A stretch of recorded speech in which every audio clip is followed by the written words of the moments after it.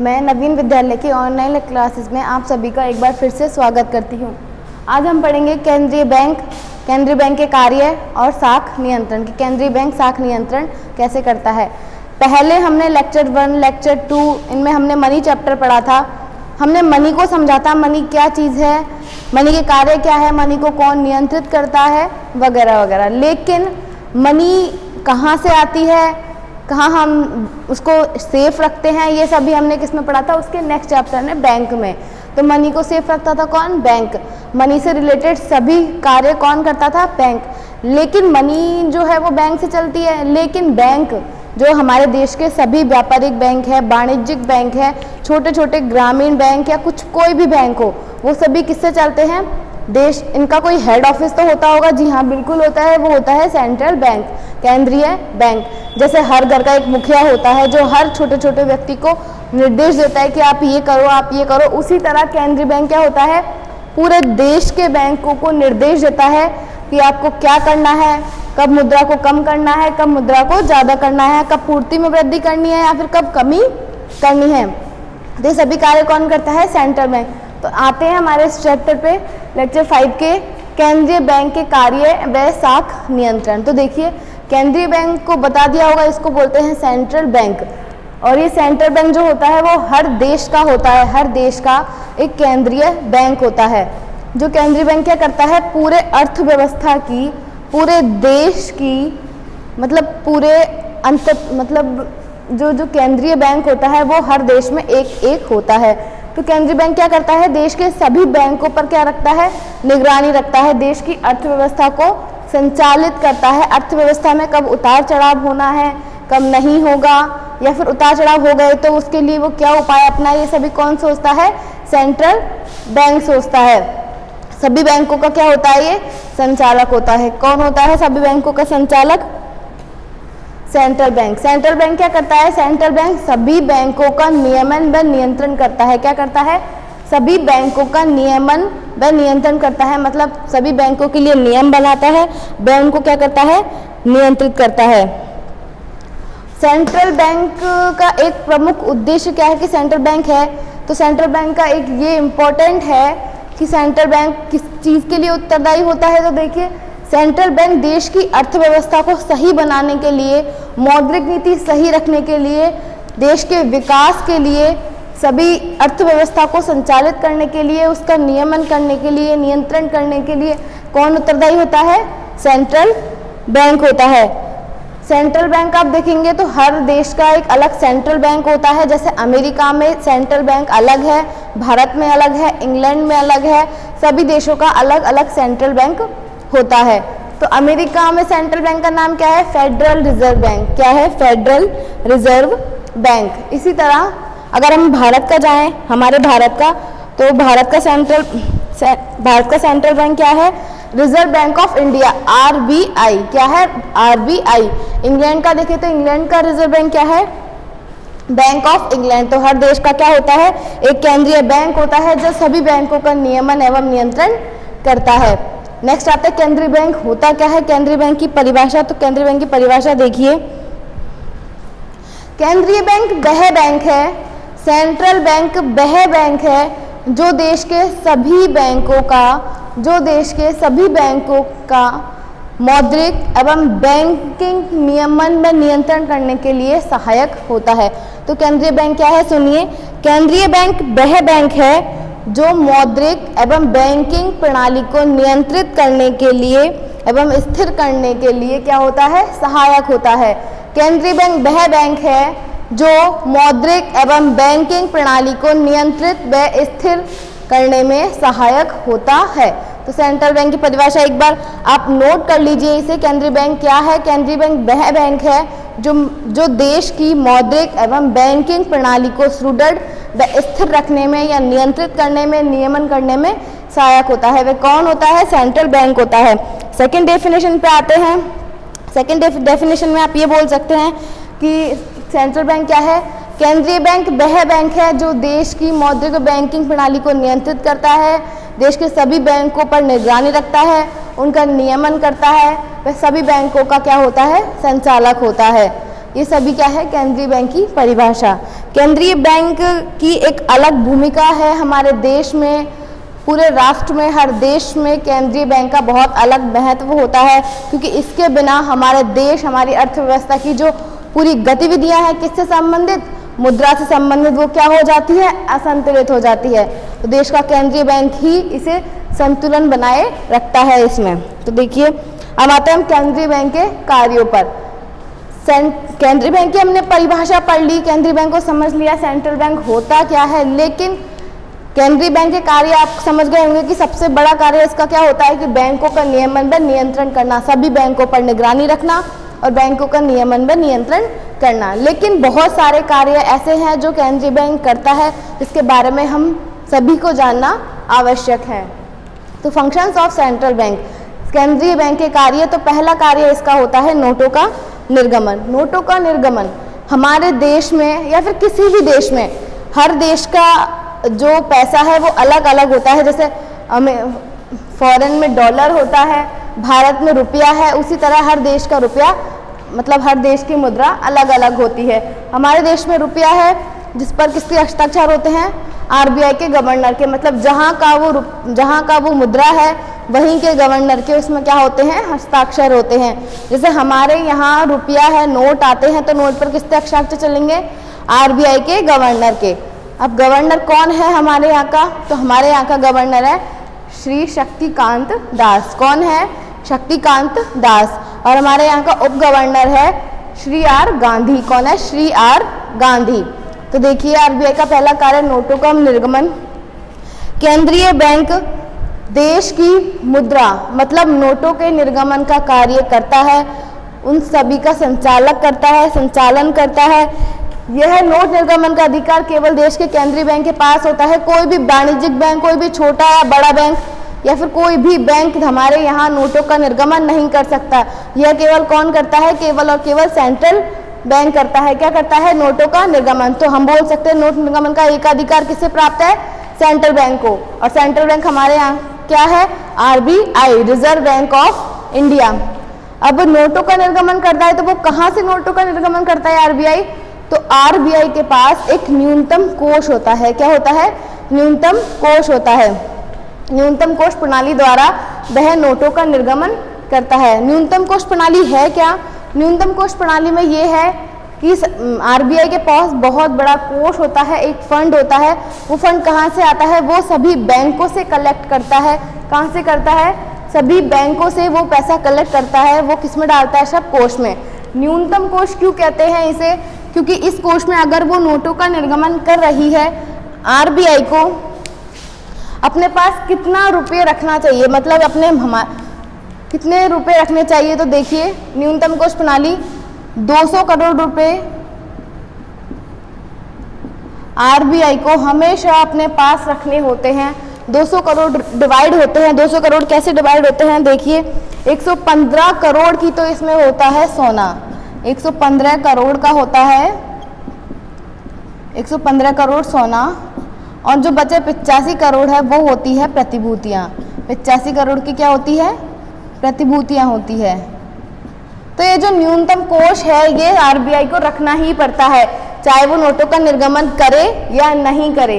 तो नोटों का निर्गमन किसको देखकर किया जाता है, न्यूनतम कोष प्रणाली को देखकर किया जाता है कि सेंट्रल बैंक के पास, आरबीआई के पास कितना क्या है, न्यूनतम कोष है। न्यूनतम कोष अगर 200 करोड़ से रखना अनिवार्य है, 200 करोड़ से ज़्यादा है तो वो नोटों का निर्गमन करेगी, लेकिन यदि उसके पास 200 करोड़ है तो वो नहीं करेगी। क्यों, क्योंकि उसे न्यूनतम कोष रखना क्या है, अनिवार्य है। इसे मतलब 200 करोड़ तो अपने पास जमा रखना ही पड़ता है, वित्तीय संकट के लिए या फिर किसी के मतलब सरकार की सहायता के लिए, अवमूल्यन अधिमूल्यन होते हैं हमारे देश में, तो आदि के लिए क्या करना पड़ता है, ये न्यूनतम कोष आरबीआई को रखना पड़ता है। इस प्रकार देश में नोटों का निर्गमन क्या होता है, संचालन होता है, नियंत्रण होता है। कौन करता है, सेंट्रल बैंक। हर देश का सेंट्रल बैंक नोटों का निर्गमन करता है। नोट पर हस्ताक्षर किसके होते हैं, गवर्नर के होते हैं। और ये नोटों का निर्गमन किस में से करता है, न्यूनतम कोष के उपयोग से करता है, न्यूनतम कोष की सहायता से करता है। न्यूनतम कोष में कितने आरबीआई को अपने पास जमा रखना अनिवार्य है, तो वो है 200 करोड़। 200 करोड़ वह अपने पास रखता है हमेशा। आरबीआई 200 करोड़ को डिवाइड करने पर 115 करोड़ रुपए का सोना होता है उसमें, और 85 करोड़ की प्रतिभूतियां होती है। आया समझ में? 200 करोड़ रुपए में क्या होता है? 115 करोड़ रुपए का सोना होता है और 85 करोड़ की क्या होती है? प्रतिभूतियां होती है। तो ये पैसा, ये अमाउंट, ये बैलेंस तो आरबीआई को रखना ही पड़ता है अपने पास, चाहे वो नोटों का निर्गमन करे या नहीं करे। तो नोटों का निर्गमन करने का अधिकार किसे प्राप्त है? सेंट्रल बैंक को प्राप्त है। केवल हमारे देश में नोटों का निर्गमन कौन करता है? सेंट्रल बैंक करता है।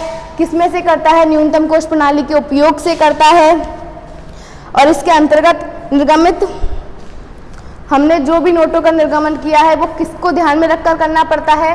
न्यूनतम कोष को ध्यान में रखकर करना पड़ता है। तो केंद्रीय बैंक देश के नोटों का निर्गमन संचालन करता है और नियंत्रित करता है। नेक्स्ट आते हैं हम बैंकों का बैंक वह नियंत्रण करता। तो देखिए इसका क्या है। अब आप समझ गए होंगे बैंकों का बैंक से मतलब क्या है। तो देखिए सेंट्रल बैंक जो होता है, मैंने पहले भी कहा था, सभी बैंकों का नियमन करता है, सभी बैंकों का नियंत्रण करता है, सभी बैंकों का संचालक होता है। तो बैंकों का बैंक कैसे है? हमारे देश में बहुत सारे बैंक है ना, बहुत सारे बैंक प्राइवेट भी है और गवर्नमेंट भी है। तो सभी को कौन देखता है?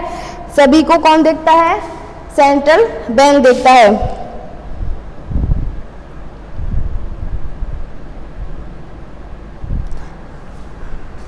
बैंकों का बैंक क्या करता है? देखो, देश का जो केंद्रीय बैंक होता है सभी बैंकों का नियंत्रण करता है, नियमन करता है, उनका संचालन करता है।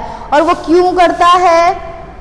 क्योंकि वह क्या है? सेंट्रल बैंक है, उसके ऊपर जिम्मेदारी है सभी बैंकों के नियंत्रण करने की, देश की मौद्रिक नीति को अच्छा बनाए रखने की, सुदृढ़ बनाए रखने की, विकास के लिए क्या करता है? वो नियंत्रण करता है। तो बैंकों का बैंक, आपको पता है प्रत्येक व्यापारिक बैंक को अपना कुछ हिस्सा सेंट्रल बैंक के पास रखना पड़ता है। अगर वो ऐसा नहीं करता है तो उस पर कार्यवाही कर सकता है। कौन कर सकता है? सेंट्रल बैंक कर सकता है। अगर सेंट्रल बैंक बैंकों को कोई भी निर्णय देता है, कोई भी निर्देश जारी करता है, तो वो सबके लिए सोच कर करता है, सबके हितों को ध्यान में रखकर वो निर्देश जारी करता है। और सभी बैंकों को क्या करता है? संरक्षण प्रदान भी करता है। यदि वो अच्छा काम करते हैं तो उन्हें आगे और भी बड़ी,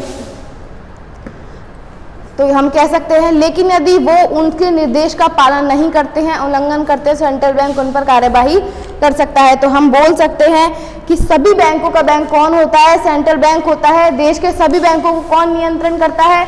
सेंट्रल बैंक करता है। बैंकों का बैंक होता है, सभी बैंकों को निर्देश जारी करता है, उनकी अच्छाई या बुराई सब कौन देखता है? सेंट्रल बैंक देखता है। तो सभी बैंकों का बैंक कौन है? Central bank. क्यों है? क्योंकि सभी का क्या करता है? नियंत्रण करता है।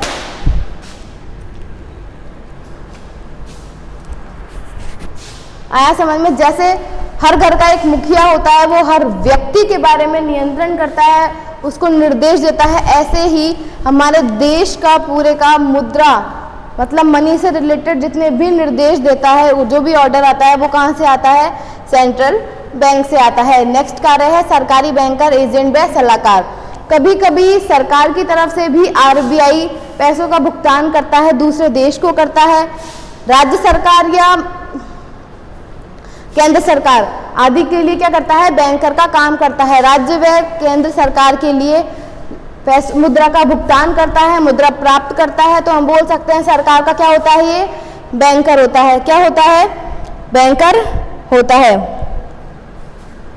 सरकार को जरूरत पड़ने पर वह सरकार को मुद्रा उपलब्धि कराता है और सरकार की तरफ से भुगतान भी करता है। एजेंट कैसे होता है? एजेंट ऐसे ही होता है, बीच का कार्य करता है। कभी कभी किसी से भुगतान करना या किसी से लेना, किसके लिए? सरकार के लिए। वह सलाहकार क्यों? क्योंकि सरकार को, चाहे वो राज्य सरकार हो, केंद्रीय सरकार हो, समय समय पर उन्हें एडवाइस देता है कि आपको अब क्या करना चाहिए, ताकि देश क्या हो सके? सुदृढ़ बन सके, देश का क्या हो सके? विकास हो सके। तो सरकार का क्या होता है? ये बैंकर होता है। एजेंट होता है, वह सलाहकार होता है। बैंकर मतलब जो इसकी तरफ से भुगतान करता है और इसकी तरफ से राशि प्राप्त करता है। एजेंट जो बीच में रहकर, चाहे वो दूसरे देश से हो या फिर कोई और राज्य सरकार, केंद्र सरकार के लिए हर तरह से वो एजेंट का कार्य करता है। कौन? Central bank. कभी कभी वित्तीय व केंद्रीय व राज्य सरकार को क्या देता है? एडवाइस भी देता है। किस लिए? देश ताकि क्या बने, अच्छा बन सके। और इस चीज़ की घोषणा केंद्रीय बैंक समय समय पर करता रहता है। नेक्स्ट आता है अंतर्राष्ट्रीय विनिमय कोषों का संरक्षण। अब एक बात बताइए, हमारे देश में विदेशों की मुद्रा होना भी आवश्यक है, क्योंकि कभी भी हमें इसकी ज़रूरत पड़ सकती है विदेशी मुद्रा की। तो RBI, अभी आप पूछेंगे विदेशी मुद्रा आती कहाँ से अधिकतर, तो विदेशी मुद्रा कहाँ से आती है, पर्यटकों से। भारत में पर्यटक बहुत आते हैं बाहर विदेशों से। क्यों आते हैं, क्योंकि हमारे भारत की हर बात अनोखी है। तो अंतर्राष्ट्रीय विनिमय कोषों का संरक्षक, तो वहाँ से धीरे धीरे ये क्या करती है, विनिमय कोष कलेक्ट करती है। विनिमय कोष मतलब विदेशी मुद्रा कलेक्ट करती है और उसी कोष को क्या करती है, संरक्षण प्रदान करती है। मतलब समय समय पर काम आने पर सेंट्रल बैंक उस कोष को बाहर निकालता है। आया समझ में इसके लिए। और वो इसलिए भी ये कोष रखता है ताकि हमारे देश की मुद्रा इन सभी विदेशी मुद्राओं के सामने स्थिर बनी रहे, हमारा देश क्या हो, सही हो।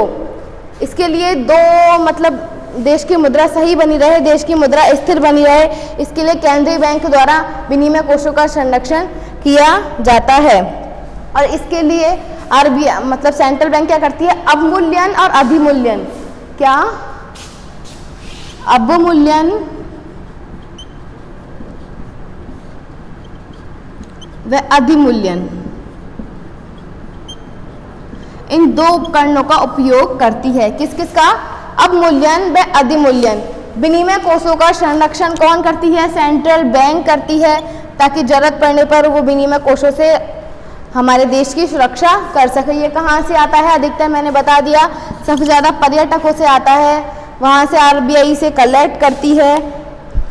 और इस दर को स्थिर बनाए रखने के लिए, मतलब विदेशी मुद्रा की तुलना में हमारे देश की मुद्रा को स्थिर बनाए रखने के लिए वह इन दो उपकरणों का प्रयोग करती है, अवमूल्यन और अधिमूल्यन। कौन कौन से, अवमूल्यन और अधिमूल्यन। अवमूल्यन अधिमूल्यन का अंतर क्या है, देखिए। अवमूल्यन क्या होता है, दूसरे देश की तुलना में, मतलब विदेशी मुद्रा की तुलना में हमारे देश की मुद्रा का मूल्य क्या करना, कम करना। दूसरे देश की मुद्रा में हमारे देश की मुद्रा का मूल्य कम करना क्या कहलाता है, अवमूल्यन कहलाता है। और दूसरे देश की तुलना में हमारे देश की मुद्रा का मूल्य अधिक कर देना, ऊंचा उठा देना क्या कहलाता है, अधिमूल्यन कहलाता है। तो आज से आपको कोई भी पूछे अवमूल्यन क्या है, तो हमारे देश की मुद्रा का मूल्य दूसरे देश की मुद्रा की तुलना में कम हो जाना कहलाता है अवमूल्यन, और दूसरे देश की तुलना में हमारे देश की मुद्रा का ऊपर उठना, मूल्य बढ़ जाना कहलाता है अधिमूल्यन। आया समझ में। तो ये नेक्स्ट कार्य भी आपका कंप्लीट हुआ, अंतर्राष्ट्रीय विनिमय कोषों का संरक्षण। नेक्स्ट आता है अंतिम ऋणदाता। अंतिम ऋणदाता कैसे है, संकट की घड़ी में जनता किससे ऋण लेती है, व्यापारिक बैंकों से। व्यापारिक बैंकों से ऋण लेती है। आप बताइए, हमारे पास जब पैसे नहीं होते हैं तो हम कहाँ जाते हैं, बैंक के पास, और क्या लेते हैं, लोन लेते हैं। अब चाहे वो लोन एजुकेशन पे हो, होम पे हो या मैरिज पे हो, किसी पे भी हो, तो क्या लेते हैं हम, लोन।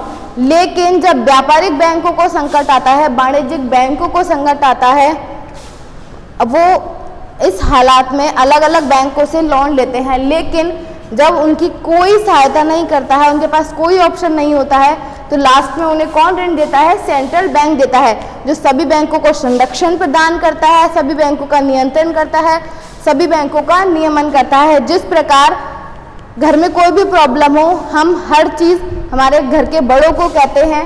क्यों कहते हैं, क्योंकि वो हमें डांटते भी है तो हमें प्यार भी करते हैं।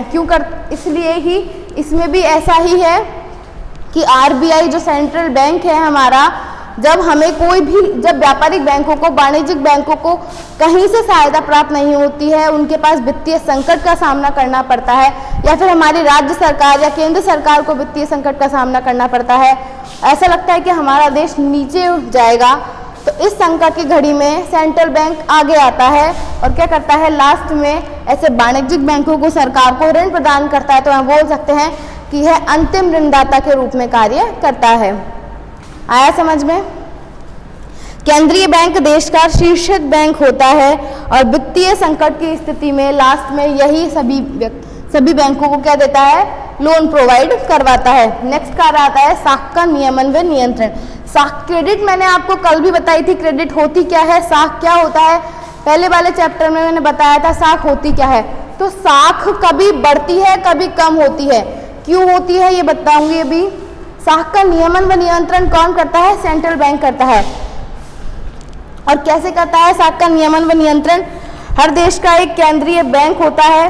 तो देखिए,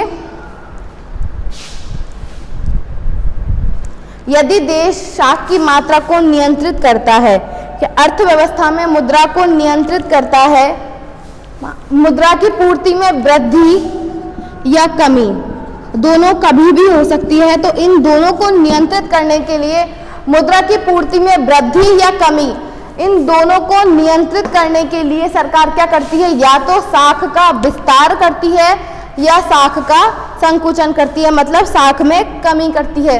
मुद्रा की पूर्ति में अगर वृद्धि होती है तो साख कम कर देगी, और यदि मुद्रा की पूर्ति में कमी होती है तो सेंट्रल बैंक साख में वृद्धि कर देता है। और ये सब किसके द्वारा होता है? मौद्रिक नीति के द्वारा। सेंट्रल बैंक जो भी हमारे देश के लिए मौद्रिक नीतियाँ बनाता है, मुद्रा से संबंधित नियम बनाता है, वो सभी किस में आते हैं? मॉनेटरी पॉलिसी में, मौद्रिक नीति में। तो सरकार साख का जो नियमन व नियंत्रण करता है, मतलब कभी साख का विस्तार या फिर कभी साख का संकुचन, तो वो किसके द्वारा करता है? मौद्रिक नीतियों के द्वारा।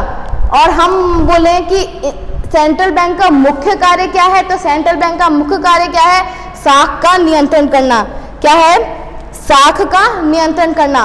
और व्यापारिक बैंक की साख क्षमता को नियंत्रित करना, मतलब व्यापारिक बैंकों को निर्देश देना कि कब आप साख को बढ़ाएं या फिर कब आप साख में कमी करें, क्योंकि इससे क्या होता है? देश में कीमत को स्थिर रखा जा सकता है, हमारी अर्थव्यवस्था सही रहती है और साख का नियंत्रण हो पाता है। तो देश केंद्रीय बैंक, सेंट्रल बैंक साख का नियमन करता है ताकि हमारे देश की मौद्रिक नीति, हमारे देश की मुद्रा क्या बनी रहे? स्थिर बनी रहे। देश में साख की मात्रा अनुकूल तरीके से अगर नहीं होती है तो यह उपलब्ध भी करवाता है। इससे क्या होता है? हमारे देश की आर्थिक वृद्धि होती है, हमारी जो अर्थव्यवस्था है वो सही होती है। नेक्स्ट आता है केंद्रीय समाशोधन। केंद्रीय समाशोधन कैसे करता है? मान के चलो हमसे बहुत गलतियां होती है हमसे बहुत गलतियां, कोई भी इंसान परफेक्ट नहीं होता है, तो हमसे भी बहुत सारी गलतियां होती है। इसी प्रकार व्यापारिक बैंकों, वाणिज्यिक बैंकों से भी बहुत सारी गलतियां हो जाती है। तो उन गलतियों को सही कौन करता है? उन गलतियों में समाशोधन कौन करता है? उनमें सही चीज़ें कौन करता है? वो करता है सेंट्रल बैंक। तो सभी चीज़ों का समाशोधन कौन करता है? वो करता है सेंट्रल, मतलब मनी से रिलेटेड, बैंक से रिलेटेड कोई भी गलती जो हो जाती है उसमें समाशोधन कौन करता है? सेंट्रल बैंक करता है। एक जगह से दूसरी जगह मुद्रा का ट्रांसफर कौन करता है? सेंट्रल बैंक करता है। इस प्रकार क्या करता है? केंद्रीय समाशोधन के माध्यम से एक वाणिज्यिक बैंक से अगर कोई गलती हो जाती है, आपसी लेन देन में कोई गलती हो जाती है, तो उसे कौन देखता है? सेंट्रल बैंक देखता है। आपसी लेन देन मतलब वाणिज्यिक बैंकों में आपसी लेन देन होता है, तो इस चीज़ को कौन देखता है? सेंट्रल बैंक देखता है। मतलब लेन देन में कोई भी प्रॉब्लम होने पर समाशोधन कौन करता है? सेंट्रल बैंक करता है। या फिर कभी किसी को पैसे ट्रांसफर करने में कोई गलती हो जाती है, तो ये चीज़ भी किसके द्वारा नियंत्रित की जाती है? सेंट्रल बैंक के द्वारा नियंत्रित की जाती है। तो ये हो गए केंद्रीय बैंक के कार्य। तो एक बार हम फिर से डेफिनेशन पे आते हैं, केंद्रीय बैंक क्या होता है? केंद्रीय बैंक वह बैंक है जो देश की मौद्रिक एवं बैंकिंग प्रणाली को क्या करता है? नियंत्रित करता है, उनका नियमन करता है, ताकि हमारा देश क्या बने? सुदृढ़ बने, मुद्रा को स्थिर रखता है और हमारे अनुकूल बनाता है। ये होती है सेंट्रल बैंक। इसके फंक्शन सेंट्रल बैंक के कौन कौन से होते हैं? नोटों का निर्गमन। हमारे देश में केवल नोटों का निर्गमन किसके द्वारा किया जाता है? सेंट्रल बैंक के द्वारा किया जाता है। और किसकी सहायता से किया जाता है? न्यूनतम कोष प्रणाली के उपयोग से किया जाता है। नेक्स्ट आता है बैंकों का बैंक। सेंट्रल बैंक सभी बैंकों का बैंक होता है, सभी बैंकों को निर्देश देता है, सभी बैंकों का नियंत्रण करता है और उनका नियमन करता है। नेक्स्ट सरकारी बैंकर। सरकारी बैंकर कैसे होता है? ये केंद्रीय व राज्य सरकार दोनों को जब भी जरूरत पड़ती है तो सेंट्रल बैंक क्या होता है? उनका बैंकर बनता है, उन्हें सलाह देता है उनके संकट पर, उनके वित्तीय संकट पर, और उनका एजेंट भी बनता है, उनकी तरफ से भुगतान करता है और प्राप्त करता है। नेक्स्ट आता है अंतर्राष्ट्रीय विनिमय कोषों का संरक्षक। मैंने बताया कि सबसे ज़्यादा हमारे देश में विदेशी मुद्रा कहाँ से आती है? तो वो आती है पर्यटकों से या फिर किसी और चीज़ से। तो इस जगह वो क्या करता है, आरबीआई विदेशी मुद्रा को कलेक्ट करता है, और जब हमारे देश को जरूरत होती है किसकी, विदेशी मुद्रा की, तो वो इस कोष में से क्या करता है, निकाल कर देता है। तब तक वह क्या करता है, विनिमय कोषों का संरक्षण करता है और देश में मुद्रा को स्थिर बनाए रखता है कि कहीं हमारे देश की मुद्रा दूसरे देश की मुद्रा में क्या हो, ना कम हो ना ज़्यादा हो, मुद्रा को स्थिर बनाए रखता है। इसके लिए वो दो उपकरणों का प्रयोग करता है, अवमूल्यन और अधिमूल्यन। अवमूल्यन मैंने बताया था क्या होता है, अवमूल्यन क्या होता है, किसी दूसरे देश की तुलना में हमारे देश की मुद्रा का मूल्य क्या हो जाना, कम हो जाना, क्या कहलाता है, अवमूल्यन। और अधिमूल्यन का मतलब है हमारे देश की मुद्रा का ऊपर उठ जाना, हमारे देश की मुद्रा का अधिक हो जाना, वो होता है अधिमूल्यन। नेक्स्ट आता है अंतिम ऋणदाता। जब व्यापारिक बैंक वाणिज्यिक बैंकों को वित्तीय संकट में कहीं से सहायता प्राप्त नहीं होती है, या फिर केंद्र सरकार या राज्य सरकार को कहीं से सहायता प्राप्त नहीं होती है, तो लास्ट में उन्हें सहायता कौन करता है, सेंट्रल बैंक करता है। तो हम बोल सकते हैं जब वाणिज्यिक बैंकों को कोई भी कहीं से भी ऋण नहीं मिलता है, तो लास्ट में कौन आता है, अंतिम सेंट्रल बैंक आता है, जो अंतिम ऋणदाता के रूप में कार्य करता है। नेक्स्ट होता है साख का नियमन व नियंत्रण। सेंट्रल बैंक का सबसे इम्पोर्टेंट महत्वपूर्ण कार्य है साख का नियमन व नियंत्रण करना, क्योंकि अगर हमारे यहाँ साख अच्छी है, साख में या तो वृद्धि होती है या कमी होती है, तो स्थिर बनी रहे इसके लिए यह मौद्रिक नीति अपनाता है। मौद्रिक नीति से वह साख को क्या करता है, नियमन व नियंत्रण करता है। यदि हमारे देश में साख की मात्रा ज़्यादा है तो मुद्रा की पूर्ति वो क्या कर देगा, कम कर देगा, और यदि साख की मात्रा कम है तो मुद्रा की पूर्ति में क्या कर देगा, वृद्धि कर देगा, मतलब साख का विस्तार या साख का संकुचन कर देगा। नेक्स्ट आता है केंद्रीय समाशोधन। हमारे व्यापारिक बैंक बहुत सारे लेन देन करते हैं व्यापारिक बैंकों से, सरकार से, जनता से, तो वो लेन देन में कहीं ना कहीं कोई ना कोई गलती होती है। तो इन सब चीज़ों को कौन सुधारता है, कौन समाशोधन करता है, सेंट्रल बैंक करता है। समाशोधन का कार्य किसके द्वारा किया जाता है, सेंट्रल बैंक के द्वारा किया जाता है। या फिर मुद्रा का जो हस्तांतरण होता है, एक जगह से दूसरी जगह ट्रांसफर होता है, वो भी किसके द्वारा देखा जाता है, सेंट्रल बैंक के द्वारा। तो ये सब है सेंट्रल बैंक के कार्य, और हर देश का एक सेंट्रल बैंक होता है। तो सेंट्रल बैंक चाहे किसी भी देश में हो, ये सभी कार्य तो उसको करने ही पड़ते हैं। ये टॉपिक आपका कंप्लीट हुआ। नेक्स्ट देखिए,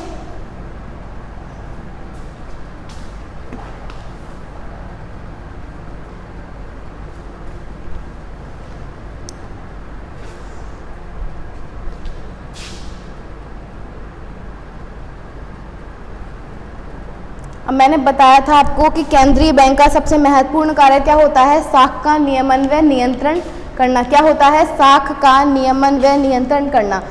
अब साख का नियमन व नियंत्रण कैसे होता है या फिर नहीं होता है, उसके लिए केंद्रीय बैंक क्या करता है, चाहे कोई से भी देश का केंद्रीय बैंक हो, वो इसके लिए उपाय अपनाता है। तो साख नियंत्रण के उपाय देखिए।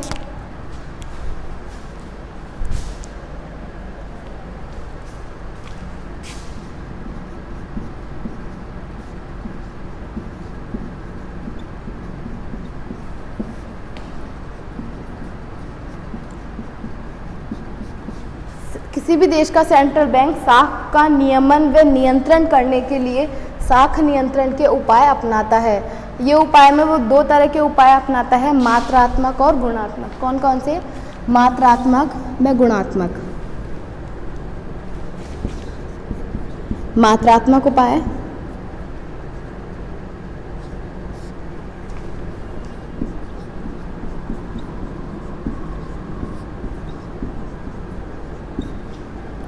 और गुणात्मक उपाय। तो देखिए इन दोनों उपाय के अंतर्गत कौन कौन सा है। मात्रक उपाय में क्या करता है, साख की मात्रा पर विशेष ध्यान देता है। साख की मात्रा पर, साख की दिशा पर, सब पे क्या देता है, वो ध्यान देता है। साख की मात्रा को नियंत्रित करने के लिए वह मात्रात्मक उपाय अपनाता है। इसके लिए मात्रात्मक उपाय के अंतर्गत ये उपाय आते हैं। देखिए,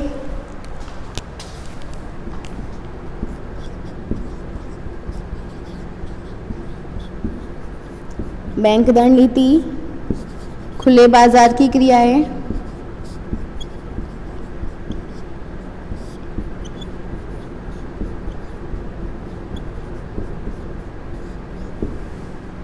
और CRR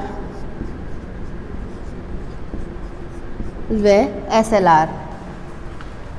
तो देखिए सबसे पहले मात्रात्मक उपाय अपनाता है। तो इसमें मात्रात्मक उपाय में कौन कौन से कार्य करता है? बैंक दर नीति, खुले बाजार की क्रिया, CRR व SLR। CRR व SLR को आप अलग अलग भी लिख सकते हो, SLR फोर्थ पॉइंट भी बन सकता है। तो देखिए बैंक दर नीति क्या होती है? बैंक दर नीति, प्रत्येक देश का केंद्रीय बैंक बैंक दर नीति बनाता है। क्यों बनाता है? बैंकों का नियमन व नियंत्रण करता है। बैंक दर न ज़्यादा हो न कम हो, बैंकों की मुद्रा को नियंत्रित करने के लिए बैंक दर नीति बनाता है। बैंक दर नीति में बैंक दर का उपयोग कर साख नियंत्रण को वो सहायक होता है, साख की मात्रा को नियंत्रित करता है। और आप पूछेंगे बैंक दर नीति में बैंक दर क्या होती है? तो बैंक दर वह दर है, बैंक दर वह दर है, बैंक दर वह दर है जिस दर पर सेंट्रल बैंक व्यापारिक बैंकों को मतलब वाणिज्यिक बैंकों को ऋण प्रदान करता है। बैंक दर वह दर है जिस दर पर केंद्रीय बैंक व्यापारिक बैंकों को क्या करता है? ऋण उपलब्ध करवाता है। या फिर बैंक दर वह दर है जिस पर केंद्रीय बैंक व्यापारिक बैंकों के बिलों की पुनः कटौती करता है। तो बैंक दर क्या है? बैंक दर वह दर है जिस दर पर केंद्रीय बैंक वाणिज्यिक बैंकों को व्यापारिक बैंकों को ऋण उपलब्ध करवाता है, वह होती है बैंक दर। एक और डेफिनेशन है इसकी, बैंक दर वह दर है जिस दर पर रिजर्व बैंक केंद्रीय बैंक क्या करता है? व्यापारिक बैंकों के बिलों की पुनः कटौती करता है। तो बैंक दर की डेफिनेशन आप समझ गए होंगे, दो डेफिनेशन है। भारत में बैंक दर को नियंत्रित करने का कार्य किसके द्वारा किया जाता है? RBI के द्वारा। किसके द्वारा किया जाता है? RBI के द्वारा। तो देखिए कब बैंक दर वो बढ़ाएगा और कब बैंक दर वो कम करेगा, क्योंकि हम क्या कर रहे हैं? साख नियंत्रण के उपाय। तो साख नियंत्रण क्या है? या तो साख में कमी होती है या साख में क्या होती है? वृद्धि होती है। अब कमी कम ना हो, वृद्धि ज्यादा ना हो, इसके लिए ही तो वो साख नियंत्रण अपनाती है। तो पहला उपकरण था इसमें बैंक दर नीति। तो देखिए यदि मान के चलो साख में कमी हो रही है, कहाँ हो रही है? साख में कमी हो रही है, मतलब जब देश में साख की मात्रा को कम करना है, किसको? सेंट्रल बैंक को। देश में साख की मात्रा कम होगी तो बैंक दर क्या करेगी? वो बैंक रेट को बढ़ा देगी। कौन बढ़ा देगी बैंक रेट को? सेंट्रल बैंक बढ़ा देगी। क्यों बढ़ाएगी? देश में यदि साख की मात्रा कम करनी है, मतलब जनता के पास पैसा बहुत ज्यादा पहुंच चुका है, तो बैंक रेट वो बढ़ाएगी। जब बैंक रेट बढ़ेगी तो व्यापारिक बैंक लोन लेना कम करेंगे, मतलब व्यापारिक बैंकों के लिए लोन लेना क्या हो जाएगा? महंगा हो जाएगा। क्योंकि बैंक दर क्या होती है? बैंक दर होती है जिस पर व्यापारिक बैंक लोन लेते हैं। तो यदि सेंट्रल बैंक को साख की मात्रा कम करनी है, कहाँ? देश में साख की मात्रा को कम करना है, तो सेंट्रल बैंक क्या करेगा? बैंक दर बढ़ा देगा, जिससे व्यापारिक बैंकों के लिए लोन लेना क्या हो जाएगा? महंगा हो जाएगा। और यदि इनके लिए व्यापारिक बैंकों के लिए लोन लेना महंगा हो जाएगा तो वो जनता को भी क्या करेंगे? महंगा लोन देंगे, वो भी अपनी रेट बढ़ा देंगे। तो इस तरह जनता भी क्या करेगी? कम लोन लेगी। तो जनता में क्या होगी? साख की मात्रा अपने आप कम हो जाएगी। तो साख, यदि सेंट्रल बैंक को देश में साख की मात्रा कम करनी होती है तो बैंक रेट वो बढ़ा देती है। आपको अपोजिट करना है और कुछ नहीं करना। यदि साख की मात्रा में कमी करनी है तो बैंक दर को बढ़ा देती है। कौन? Central bank. क्यों बढ़ाती है? क्योंकि सबसे पहले आप समझिए बैंक दर होती क्या है? जिस दर पर ऋण देती है चाहे व्यापारिक बैंक को, जब सेंट्रल बैंक बैंक दर बढ़ाएगी तो व्यापारिक बैंकों को लोन महंगा मिलेगा, और जब व्यापारिक बैंकों को लोन महंगा मिलेगा तो वो जनता को भी लोन महंगा देंगी। तो जनता क्या करेगी? लोन लेने में कमी करेगी। तो साख की मात्रा हमारे देश में क्या होगी? अपने आप कम होगी, मतलब मुद्रा कम पहुंचेगी देश में। और यदि साख की मात्रा में वृद्धि करनी है सेंट्रल बैंक को, सेंट्रल बैंक के पास साख ज्यादा है या उससे पता लगता है कि हमारे देश में मुद्रा की पूर्ति कम हो रही है, तो वो साख की मात्रा में वृद्धि करना चाहेगी। तो वो क्या करेगी? ऋण की रेट क्या करेगी? सस्ती कर देगी। बैंक रेट कम करने से व्यापारिक बैंक अधिकतर लोन उठाएंगे। कहाँ से?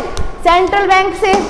सेंट्रल बैंक से वो अधिक लोन उठाएंगे, और यदि सेंट्रल बैंक से वो अधिक लोन लेंगे और जब बैंक रेट कम होगी तो जनता भी लोन कम लेगी, ज्यादा अधिक लेगी। तो क्या होगा? जब जनता के पास पैसा पहुंचेगा तो मुद्रा की पूर्ति क्या होगी? बढ़ेगी देश में। तो साख की मात्रा में जब वृद्धि करनी होती है, मतलब मुद्रा में जब वृद्धि करनी होती है, तो बैंक रेट में वो अपने आप कमी कर देती है, ताकि लोन सस्ता हो जाता है और देश में मुद्रा आसानी से हो जाती है। ये होती है बैंक रेट। एक उपकरण है मात्रात्मक उपाय का क्या, बैंक रेट। नेक्स्ट देखिए खुले बाजार की क्रियाएं। खुले बाजार क्या होता है, ऐसा बाजार जिसमें देश का केंद्रीय बैंक अपनी प्रतिभूतियां खरीदता है और बेचता है।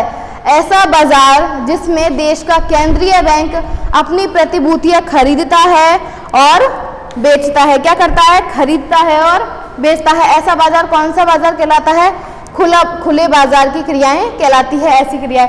अब आप सोचेंगे खुले बाजार में कब तो वो प्रतिभूतियां खरीदेगी और कब वो प्रतिभूतियां बेचेगी। तो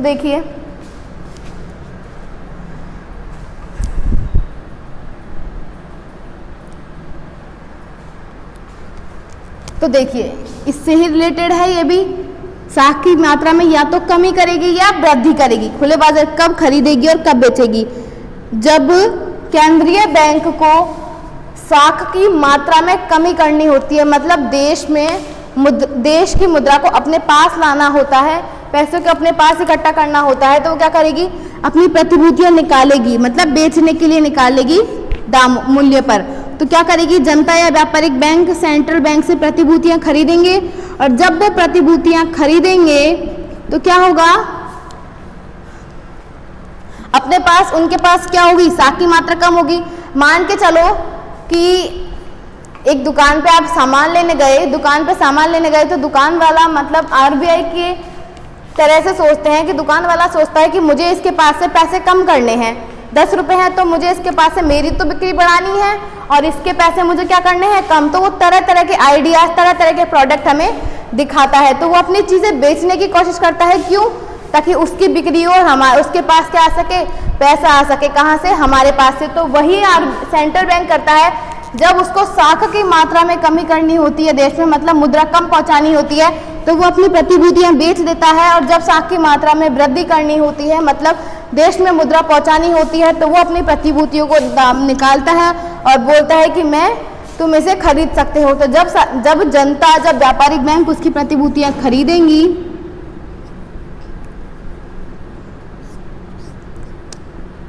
जब ये सेंट्रल बैंक खरीदेगा तो उनके पास क्या आएगा, उनके पास पैसा आएगा। आया समझ में। मान के चलो एग्जाम्पल के तौर पर समझिए इसे, जब उसे साख की मात्रा में कमी करनी होती है, मैंने शॉप का एग्जाम्पल दिया था, जैसे अगर एक दुकान वाला है, उसको आपके पास पैसे कम करने हैं तो वो अपना सामान बेचेगा। इसमें भी ऐसा ही है, जब सेंट्रल बैंक सोचता है कि मुझे हमारे देश में पैसा कम पहुंचाना है, मुद्रा की मात्रा कम करनी है, तो वो अपनी प्रतिभूतियां क्या करता है, बेच देता है, मतलब वो खरीदते हैं और उनका पैसा क्या होता है, कम होता है। लेकिन साख की मात्रा में वृद्धि करनी है, साख की मात्रा में क्या करनी है, वृद्धि करनी है, तो वो व्यापारिक बैंकों से प्रतिभूतियां खरीदता है ताकि उनके पास क्या हो सके, पैसा पहुंच सके। तो खुले बाजार की क्रिया ऐसी क्रिया है जहां पर देश का केंद्रीय बैंक प्रतिभूतियों को खरीदता है, बेचता है, वो क्या कहलाती है, खुले बाजार की क्रियाएं। जब साख की मात्रा में कमी करनी होती है तो वो अपनी प्रतिभूतियों को बेचता है और साख की मात्रा में वृद्धि करनी होती है तो वह अपनी प्रतिभूतियों को खरीद लेता है। ये होती है खुले बाजार की क्रियाएं। अब आता है CRR। CRR क्या होता है, ये होता है कैश रिजर्व रेशो। क्या होता है, cash reserve ratio, CRR, cash reserve ratio. CRR वह दर है, CRR वह रेट होती है, वह हिस्सा होता है जो व्यापारिक बैंक थोड़ा थोड़ा सा हिस्सा RBI के पास रखते हैं। व्यापारिक बैंकों को अपनी जमाओं का थोड़ा थोड़ा सा हिस्सा, हर व्यापारिक बैंक को अपनी जमाओं का थोड़ी थोड़ी सी बचत किसको देनी होती है, सेंट्रल बैंक को देनी होती है, और यह अनिवार्य रूप से देनी होती है। अगर कोई नहीं देता है तो उसके खिलाफ कार्रवाई हो सकती है। तो प्रत्येक बैंक को थोड़ा थोड़ा हिस्सा सेंट्रल बैंक को देना होता है। तो वो जिस रेट पर देता है, जो हिस्सा देता है, वो क्या होती है, CRR होती है। और SLR क्या होता है, जैसे व्यापारिक बैंक को अपना थोड़ी सी जमा किसके पास रखना होता है, RBI के पास रखना होता है, सेंट्रल बैंक के पास रखना होता है, वो रखना अनिवार्य है। इसी प्रकार व्यापारिक बैंक को भी अपने पास कुछ रखना पड़ता होगा, किसका हिस्सा, वो किसका हिस्सा रखेगी, वो आरबीआई का तो रख नहीं सकती, तो वो किसका हिस्सा रखती है, जनता का हिस्सा रखती है। तो आरबीआई जो अपने पास व्यापारिक बैंकों का थोड़ा सा हिस्सा रखती है उसे कहते हैं सीआरआर, और व्यापारिक बैंक जो अपने पास हिस्सा रखते हैं किसका, जनता का, उसे कहते हैं एसएलआर। क्या होता है, एसएलआर। तो देखिए अब वो कब सीआरआर घटाएगा, कब एसएलआर बढ़ाएगा, सब एसएलआर घटाएगा। ये देखिए, यदि देश के केंद्रीय बैंक को साख की मात्रा में कमी करनी है तो अपनी सीआरआर को क्या करेगा, वो बढ़ा देगा। क्या करेगा, सीआरआर को बढ़ा देगा। यदि वो सीआरआर बढ़ाएगा तो व्यापारिक बैंक अपना हिस्सा कहाँ ज्यादा रखेंगे, अपना हिस्सा, यदि साख की मात्रा में कमी करनी होती है तो सेंट्रल बैंक अपनी सीआरआर की रेट बढ़ा देता है, बढ़ा देगा। तो क्या हो गया, व्यापारिक बैंक को अपनी ज्यादा जमा पूंजी किसके पास रखनी पड़ेगी, सेंट्रल बैंक के पास। तो पैसा कहाँ आ जाएगा, सेंट्रल बैंक के पास। तो जब साख की मात्रा में कमी करनी है तो वो सीआरआर बढ़ा देगा, और जब साख की मात्रा में वृद्धि करनी है, वही देश में मुद्रा की पूर्ति करनी है, तो वह सीआरआर कम कर देगा ताकि व्यापारिक बैंकों के पास पैसा जमा रहे। ऐसे ही एसएलआर में भी होगा सेम। एसएलआर में भी व्यापारिक बैंक एसएलआर बढ़ाएंगे तो क्या होगा, जनता का हिस्सा ज्यादा रखेगी तो वो एसएलआर साख की मात्रा में क्या होगी, कमी होगी, और यदि उसे साख की मात्रा में वृद्धि करनी है तो वो एसएलआर को घटा देगी। आया समझ में, अपोजिट होगा, कमी करनी है तो वो सीआरआर बढ़ा देगी, एसएलआर बढ़ा देगी, वृद्धि करनी है तो सीआरआर व एसएलआर घटा देगी। ये होते हैं 4 कार्य मात्रात्मक उपाय के। साख नियंत्रण के लिए 2 तरह के उपाय अपनाती है, मात्रात्मक और गुणात्मक। मात्रात्मक उपाय में बैंक दर नीति, खुले बाजार की क्रियाएं, प्रतिभूतियां, सीआरआर व एसएलआर। आया समझ में। और होता है गुणात्मक उपाय। गुणात्मक उपाय में वो अपनाती है नैतिक दबाव,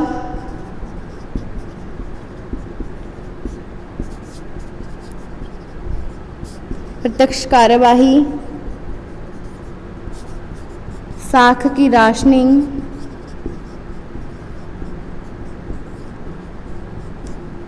और होता है चयनात्मक साख नियंत्रण। क्या होता है, चयनात्मक साख नियंत्रण। तो देखिए सबसे पहले हम समझेंगे नैतिक दबाव। जब सेंट्रल बैंक साख नियंत्रण करने के लिए किसी भी बैंक पर नैतिक दबाव बना सकती है, उन्हें अपने कार्य करने के लिए मनवा सकती है, और अगर ऐसा वो नहीं करते हैं तो उन पर वो प्रत्यक्ष कार्यवाही कर सकती है। तो केंद्रीय बैंक प्रत्येक व्यापारिक बैंक को समय समय पर मार्गदर्शन करता है, उनका नियमन करता है।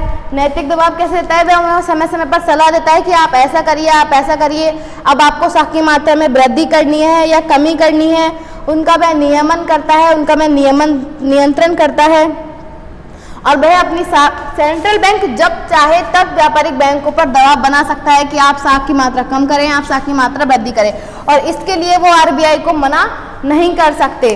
प्रत्यक्ष कार्यवाही, आरबीआई मतलब सेंट्रल बैंक व्यापारिक बैंकों के लिए तरह तरह के निर्देश देता है, नियम बनाता है।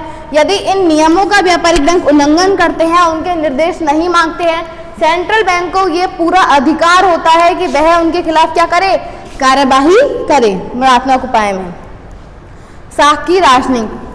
साख की राशनिंग में ये है, मैं आपको एग्जाम्पल के तौर पर समझाती हूँ। जैसे हमारे देश में राशन मिलता है, तो राशन मिलता है तो सरकार एक लिमिट तक राशन देती है कि नहीं देती, बिल्कुल देती है। क्यों, ऐसा तो नहीं है कि जितना चाहे अपन राशन ले सकते हैं, तो ऐसी तो देती है 2 किलो, 3 किलो, 5 किलो ज़्यादा से ज़्यादा। तो साख राशन करती है, वो क्या करती है, लिमिट में करती है। तो साख की राशनिंग में भी यही है, सेंट्रल बैंक व्यापारिक बैंकों को आदेश देता है कि आप एक लिमिट तक क्या करो, अगर साख की मात्रा को नियंत्रण करना है तो आप क्षेत्रों को लिमिट में लोन दे। ऐसा नहीं है कि वो मतलब पूरा पैसा ही लोन में दे दे, मतलब कि आपको इस मंथली आपको 20 लाख 30 लाख लोन देना है लोगों को, तो इतना ही लोन दे, इससे ज़्यादा आप नहीं दे सकते। तो वो लोन ऋण की सीमा निर्धारित करता है, और अगर वो कहे कि आपको बिलों की पुनः कटौती करनी है, बिलों को पुनः भुनाना है, तो इस पर भी वो दबाव बना सकता है। तो साख की राशनिंग में ये है, मतलब साख का नियंत्रण करना, साख की कमी या वृद्धि करना। इसके लिए सेंट्रल बैंक क्या करता है, आप ऋण की सीमा को निर्धारित करें, बिलों की पुनः कटौती करें या बिलों को भुनाने की प्रथा समाप्त करे, मतलब उनकी। तो साख की राशनिंग समझ में आ गई होगी। इसके अंतर्गत क्या क्या करता है, केंद्रीय बैंक के द्वारा विभिन्न क्षेत्रों के लिए साख की राशनिंग, मतलब साख की राशनिंग सीमा निर्धारण कर दी जाती है। ये होता है साख की राशनिंग। एक आता है चयनात्मक साख नियंत्रण। चयनात्मक साख नियंत्रण में विशिष्ट क्षेत्रों के लिए विशिष्ट आवश्यकता वाले वो ऋण उपलब्ध करवाती है। कौन? सेंट्रल बैंक ऋण उपलब्ध करवाती है। इसके लिए वो छोटे वर्ग में, छोटे क्षेत्रों में, ग्रामीण क्षेत्रों में ऋण की मात्रा, ऋण रेट मतलब बैंक दर को घटा देती है, बैंक ऋण को कम कर देती है, या ब्याज दरों में परिवर्तन कर देती है, ऋण की सीमा को निर्धारित कर देती है, जिससे क्या हो, साख की मात्रा स्थिर बनी रहे। तो दो उपाय है, मात्रात्मक उपाय और गुणात्मक उपाय। मात्रात्मक में बैंक दर नीति, बैंक रेट, खुले बाजार की क्रियाएं, CRR व SLR। गुणात्मक में नैतिक दबाव, कि अगर वो बात अपनी किसी भी बात को मानने के लिए व्यापारिक बैंकों पर दबाव बना सकती है। प्रत्यक्ष कार्रवाई, यदि वो बात नहीं मानते हैं तो RBI सेंट्रल बैंक व्यापारिक बैंकों की कार्यवाही कर सकता है। साख की राशनिंग वह ऋण देने की सीमा को निर्धारित कर देती है कि आप इस लिमिट से ज़्यादा ऋण नहीं देंगे। चयनात्मक साख नियंत्रण की वह चयनात्मक साख कुछ क्षेत्रों के लिए वो चयन कर लेती है कि आपको यहाँ इस दर पर ब्याज देना, इस दर पर ऋण देना है, ब्याज की मात्रा कम करनी है, ब्याज की मात्रा ज़्यादा करनी है। तो इस तरह से वो चयनात्मक साख नियंत्रण करती है। और बैंक रेट व CRR SLR, इनकी रेट के बारे में मैं पहले वाले लेक्चर में आपको बता चुकी हूँ कि क्या होती है। तो आज इस टॉपिक को यहीं ख़त्म करते हैं। नेक्स्ट टॉपिक कल पढ़ेंगे RBI, सेंट्रल बैंक क्या है, रिजर्व बैंक ऑफ इंडिया। और आपको कोई भी प्रॉब्लम हो आप विद्यालय के नंबर पर कांटेक्ट कर सकते हैं। Thank you.